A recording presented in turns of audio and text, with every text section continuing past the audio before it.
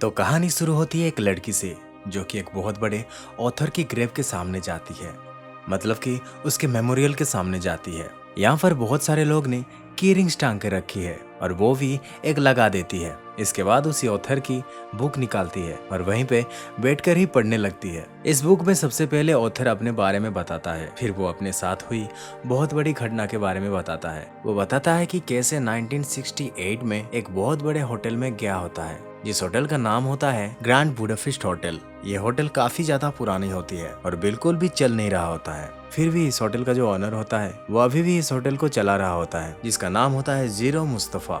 यहाँ पर receptionist author को हर एक चीज के बारे में बताते हैं। साथ में बताता है कि इस होटल का ओनर इतने अमीर होने के बावजूद भी एक छोटा सा सर्वेंट क्वार्टर में रहता है। सुनकर ऑथर को बहुत अजीब लगता है और जब वो पब्लिक बाथरूम पे नहा रहा होता है तभी वहाँ मुस्तफा भी आ जाता है और यहाँ पे मुस्तफा उसे डिनर के लिए इनवाइट करता है और अब वो उसे अपना स्टोरी सुनाना स्टार्ट कर देता है और पूरा सीन शिफ्ट हो जाता है 1932 में। वो बताता है कि वो एक इमिग्रेंट था, यहाँ पर शहर में आके वो काम ढूंढ रहा था। यहाँ पर होटल में वो लॉबी बॉय का जॉब करता है और यही होटल होता है ग्रैंड बुडापेस्ट होटल। इस होटल का एक मैनेजर होता है जिसका नाम है अगस्टे, जो कि अलग अलग लड़कियों के साथ रिलेशनशिप रखने में फेमस होता है और ऐसे ही एक लड़की के साथ 20 साल से रिलेशनशिप में होता है, जो कि एक काफी ज्यादा ओल्ड लेडी होती है जिनका नाम होता है मैडम डी। मैडम डी यहाँ सच में स्टे को पसंद करती हैं, लेकिन अब मैडम डी का तबीयत खराब होती जाती है और वो ज्यादा दिन तक होटल में रह नहीं सकती। ऑगस्टे उन्हें घर में भिजवा देता है। अब कुछ दिन बाद यहाँ मुस्तफा दिखता है। न्यूज़पेपर में ऐसा दिया हुआ है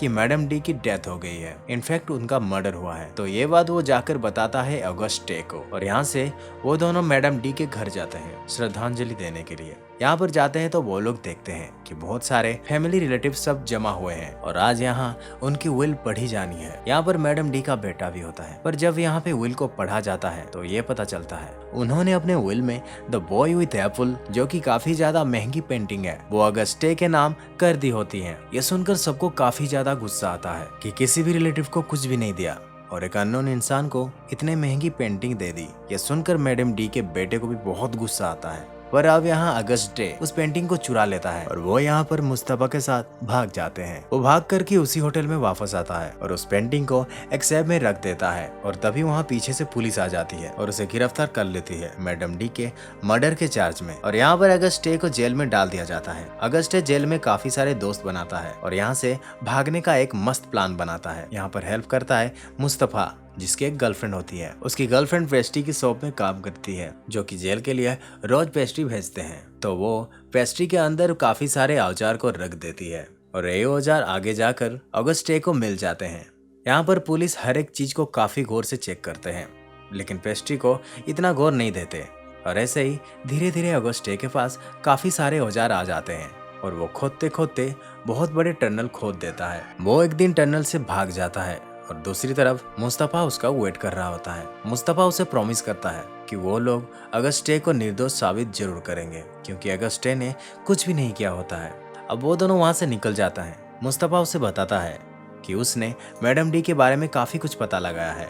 मैडम डी का एक खास आदमी है जो कि अचानक से गायब हो गया है। अगर वो उसे ढूंढ ले तो शायद उन्हें कुछ पता चले। अगस्टे हेल्प के लिए होटल के ओनर को कॉल करता है और वो कई सारे दूसरे होटल के ओनर को कॉल करता है। इस तरह से एक चेन बन जाती है और उन्हें फाइनली पता चल जाता है कि वो आदमी इस वक्त कौन सी होटल में रुका हुआ है।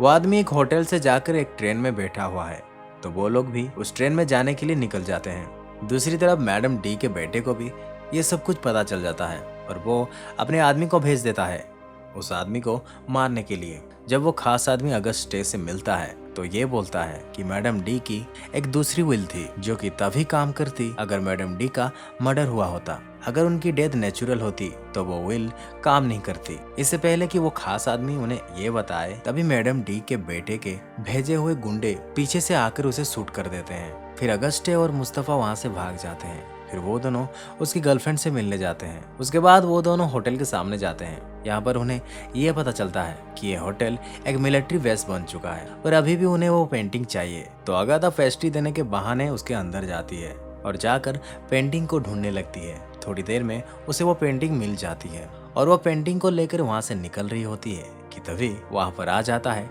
मैडम डी का बेटा। वो भी उसी पेंटिंग के पीछे ही होता है। वो ये समझ जाता है कि अगाथा के हाथ में वही पेंटिंग है। वो अगाथा का पीछा करता है। अगाथा वहां से भागने लगती है। फिर मैडम डी का बेटा गन निकाल के उसे शूट करता है, पर अगाथा बच जाती है। गोली की आवाज सुनकर यहाँ पे पुलिस आ जाती है और यहाँ पर अगाथा पेंटिंग के साथ बाउंड्री पे लटक रही होती है। क्योंकि वो पेंटिंग वहाँ लटकते वक्त फट जाती है तो उसके अंदर से एक चिट्ठी निकल जाती है। फिर मुस्तफा आता है यहाँ पे अगाथा को बचाने के लिए और दोनों का हाथ छूट जाता है और दोनों एक पेस्ट्री के ट्रक में गिर जाते हैं और फाइनली उनकी जान बच जाती है। फिर पुलिस को यहाँ पर लेटर मिल जाती है तो वो लोग एक साथ बैठकर उसको ओपन करते हैं। उनको पता चलता है कि उनके दूसरी विल में ये लिखा था, अगर उनकी मर्डर हो जाता है तो उनकी सारी की सारी प्रॉपर्टी अगस्त डे को मिल जाती है। उसके बाद पुलिस अगस्त डे पे लगे हुए सारे चार्जेस को हटा देती है। अगस्त डे अब फ्री हो जाता है और बहुत ही ज्यादा अमीर हो जाता है और मुस्तफा को अपना नॉमिनी रखता है। अगस्त डे को कुछ हो जाता है तो सारी की सारी प्रॉपर्टी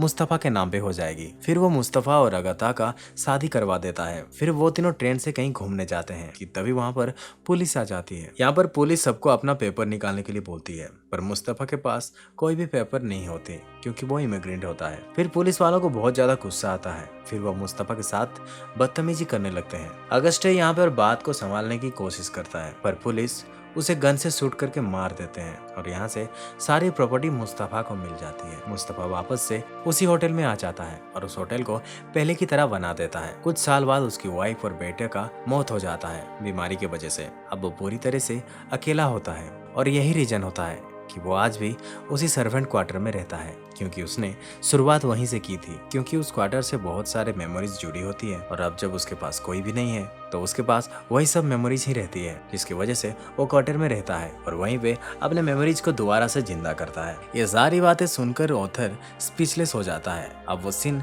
शिफ्ट हो जाता है उस लड़की की तरफ जहाँ पर वो लड़की ये सारी चीजें उस बुक में पढ़ रही होती है और द ग्रैंड बुडापेस्ट होटल की स्टोरी यहाँ पे खत्म हो जाती है। इस नॉवेल का नाम भी ग्रैंड बुडापेस्ट होटल और इस मूवी का नाम भी द ग्रैंड बुडापेस्ट होटल होता है, जो कि 2014 में रिलीज हुई थी। इसकी IMDb रेटिंग है 8.1 आउट ऑफ 10 और इसे 3 ऑस्कर अवार्ड भी मिल चुके हैं। इस मूवी में बहुत ज्यादा फेमस एक्टर ने काम किया है जिसे आपने किसी न किसी दूसरी मूवी में देखी होगी।